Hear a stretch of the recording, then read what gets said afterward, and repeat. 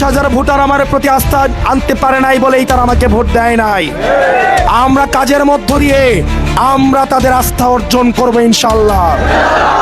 একই সাথে সাথে আপনারা যারা 1,70,000-এরও বেশি মানুষ আমাকে ভোট দিয়েছেন, আপনাদের অধিকারের সাথে সাথে আপনাদের রয়েছে দায়িত্ব।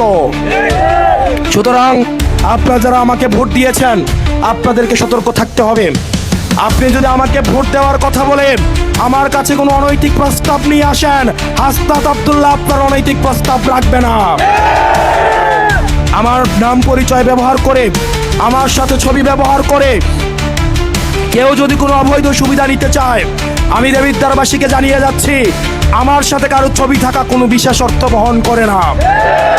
আমার সাথে পরিচয় কারোর সাথে কোনো বিশেষ অর্থ বহন করে না। আমার পরিচয় ব্যবহার করে যদি কেউ চাঁদাবাজি করতে যায়, এমনকি আমার বাবা পরিচয়ে যদি কেউ চাঁদাবাজি, টেন্ডারবাজি, কোনো অনৈতিক সুবিধা নিতে যায়, আপনারা তাকে বেঁধে রেখে পুলিশে দিবেন। আমার বৈধতা হচ্ছে জনতা।